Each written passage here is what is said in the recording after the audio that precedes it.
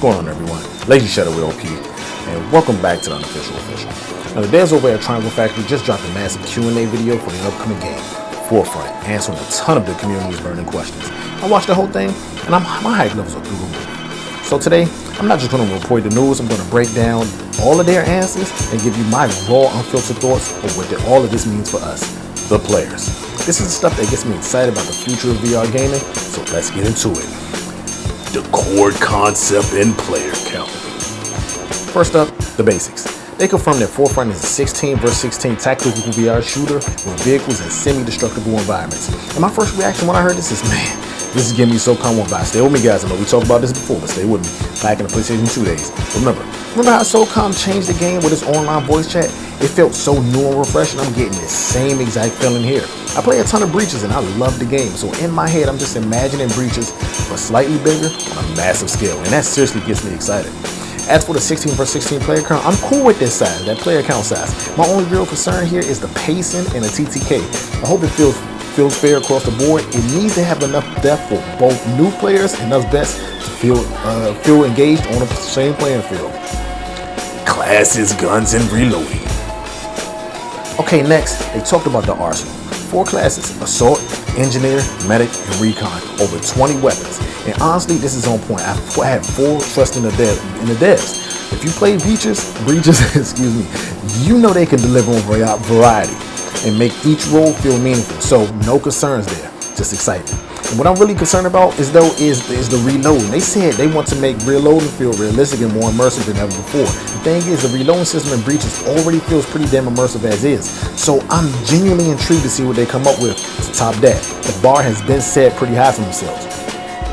The avatar and movement mechanics. Alright, let's talk about the body. They confirmed 4 body avatars. And look, let's be real. You and I both know why. Endgame skins. You gotta make that money by any means necessary, right? And I'm not even mad at it. This is the reality of modern gaming. This brings me to movement. They mentioned going prone is still under construction. And you know what? It kind of changed my mind about this. Initially, I was worried about it. They're going to create an unfair advantage. But then I remember, in Breaches, you just hit a button and crouch. It's a toggle. It's not always a physical action. If in Forefront prone is like that, where you just press a button, then my biggest concern about creating an imbalance based on your physical room size just goes away. And honestly, even if it's physical, the content creator in me can't help but smile. Just imagine a meme. You can see the highlight reels now. People just diving across their room like they're in a John Wick movie.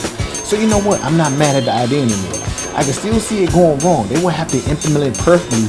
So I'm officially open to it. I'm just excited to see what they cook up. Game modes, vehicles, and the final word. Now they confirmed about 10 vehicles, 2 classic game modes, Conquest and Rush. And you know what? I love this. It's the basics. Done right.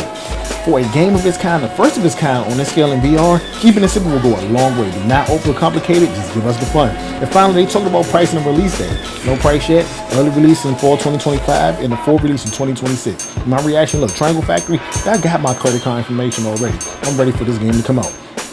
I will say this, my big hope for this game at launch, I hope it's on PC VR, because it seems as of late, it's always a delay for PC VR releases.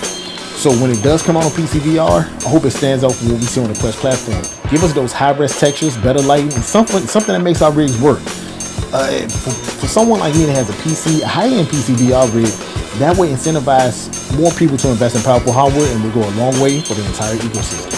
Outro. Hey, those are my thoughts on Forefront. Do you have the same hype as me? Are you ready to go? Hey, this has been Lazy Shadow LP for Unofficial Official. If you enjoyed this breakdown, hit the like and subscribe button. Until next time, see you on the Forefront. Peace. A problem.